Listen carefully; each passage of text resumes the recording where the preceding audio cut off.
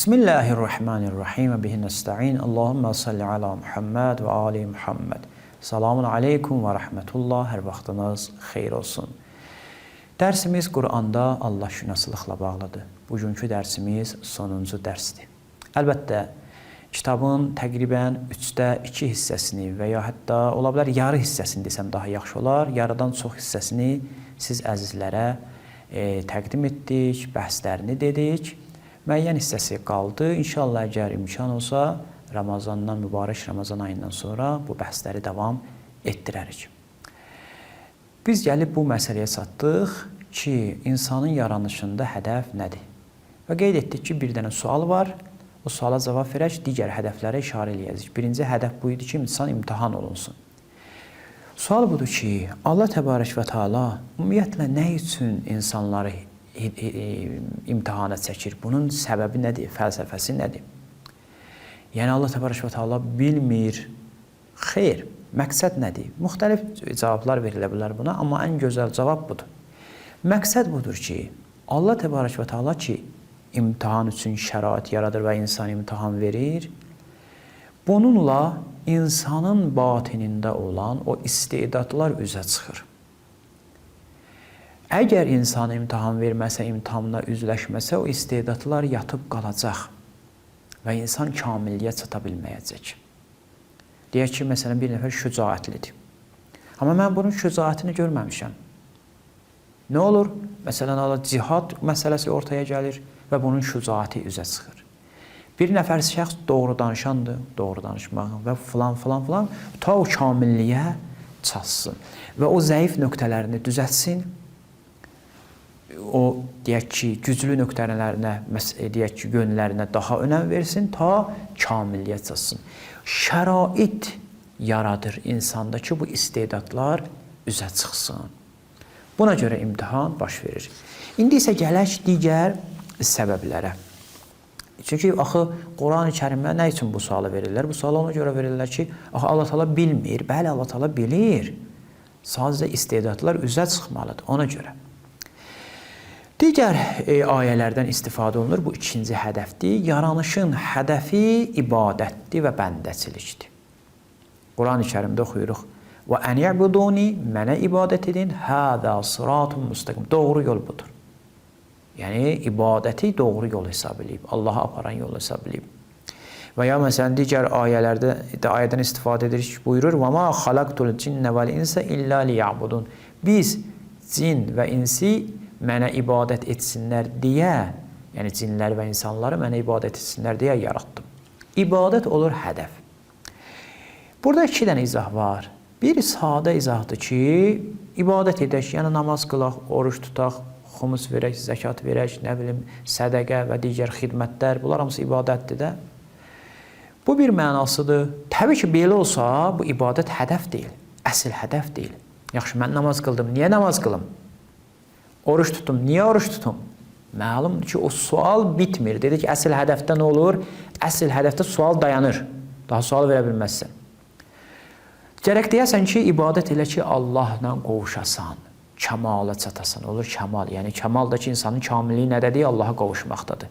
İbadət müqəddimədir, insan o kamilliyə çatsın.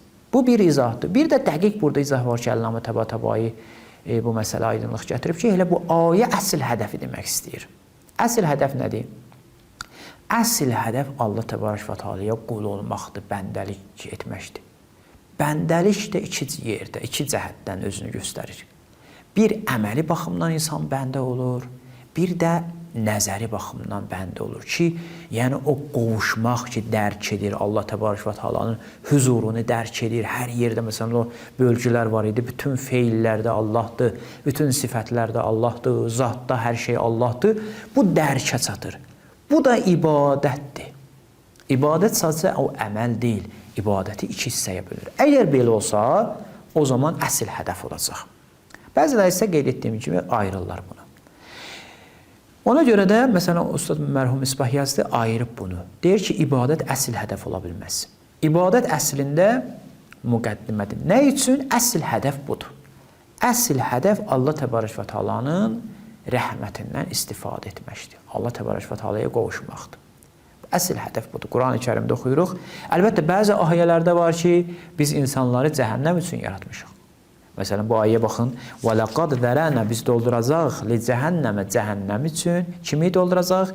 كَثِيرًا مِنَ الْجِنِّ وَالْإِنسِ İnsanların və cinlərin çoxunu cəhənnəmlə dolduracaq. Əlbəttə, bu nəticəni demək istəyir də, əsl xilqətin hədəfini demək istəmir. Amma digər ayəyə baxanda, Hud surəsində oxuyuruq. وَلَوْ شَاءَ رَبُّكَ لَجَعَلَ النَّاسَ أُمَّةً وَاحِدَةً Əgər sənin Rəbbin istəsəydi, bu ümməti vahid qərar verərdi. Yəni, ixtilaf etməzdilər. İllə mən rəhmə Rabbuk. Sənin Rəbbinin rəhm etdiyindən, mərhəmət göstərdiyindən başqa. وَلِذَٰلِكَ خَلَقَهُمْ Elə buna görə biz onları xəlq elədik, yəni rəhmət üçün. Allah bu aləmi xəlq edib ki, insanlara mərhəmət göstərsin. Bu əsl hədəfdir. İnsanlara mərhəmət göstərsin, mərhəmətin ən yüksək dərəcəsi də Allah təbarək və teala'ya qovuşmaqdır. Liqaullahdır. Və ya məsələn, digər ayələrdə də bu məsələyə işarə olunur. Mən bunların üzərindən keçirəm. Baxın, bura qədər nəyə aydın oldu? Bütün bəhslərdən, çünki bu günləri arxamıza dərsimizdir, növbəti dərsə keçid almaq istəmirik. Bura qədər aydın oldu ki, Allah təbarək və teala'nın yaranışda əsl məqsədi ki, özünə qayıdır. Amma dolayı məqsədləri də var ki, artıq insanlara və məxluqlara qayıdır. İnsana aid hədəfdə biz ən azı 3 dənə qrup ayələr oxuduq. Birinci qrupa əsasən Allah təbarək və teala bu aləmi yaradıb insanlar imtahan olunsunlar. İkinci qrupda budur ki, insanlar ibadət etsinlər və Allahın rəhmətindən daha çox istifadə etsinlər. Əlbəttə, bəzi ayələr də var, məsələn, deyir ki, bilsinlər, elm tapsınlar. Allama Təbatabayin izahını götürsəydik, başqa cür olardı və Ustad Misbah Yazın izahını götürsəydik, məxsusən ibadət barəsində başqa cür elədi. Və əsl hədəf, əgər Ustad Misbah Yazın izahına əsasən, əsl hədəf, bu 3 dənə ki, hədəf saydıq, əsl hədəf Allahın rəhmətindən istifadə etməkdir. Amma bu Allahın rəhmətindən istifadə etmək üçün insan nə etməlidir? İbadət etməlidir. İnsan nə etməlidir? İmtahan verməlidir. Sınaqdan keçməlidir ki, bu rəhmətə layiq olsun. İstedadı var bu rəhmətə çatmaq. İmtahan verir ki, bu istedadı üzə çıxsın. Ona görə Quran-ı Kərim buyurur ki, biz imtihan elətdiririk sizi. Doğru danışanlar, yalan danışan məlum olsun bizə. Ki, yəni bizim rəhmətimiz kimə qərq olur? Ki, bizə deyəndə, yəni təbii ki, insanlara da adətən və digər izahdır ki, dedik, feili sifətlərdə bu məsələni demək olar. Bura qədər elə düşünürəm, bəhsimiz yəni kifayət edər. İnşallah növbəti əgər bəhs eləsək, davam eləsək bu bəhsləri növbəti dərslərimizdə maraqlı bir mövzuya çatmaq olar ki, qısa şəkildə deyim, maraqlanarsınız özünüz. Allah təbarək və teala'nın feillərində mərtəbələr varmı? Məsələn, mən hər hansı bir işi görmək üçün onda əvvəl məndə təsəvvür yaranır ki, məsələn, filan iş var. Sonra onu təsdiq eləyirəm ki, filan iş bəli faydalıdır. Təsdiq edirəm ki, faydalıdır.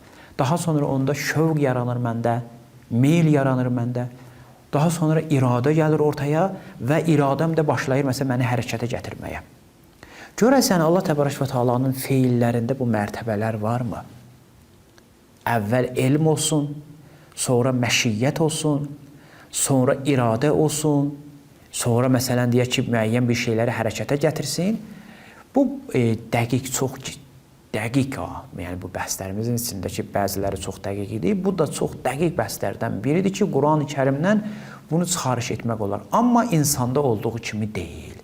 İnşallah qismət olsa bu bəhsləri edərik. Vəssalamu aleykum və rəhmətullahi və bərəkatuhu.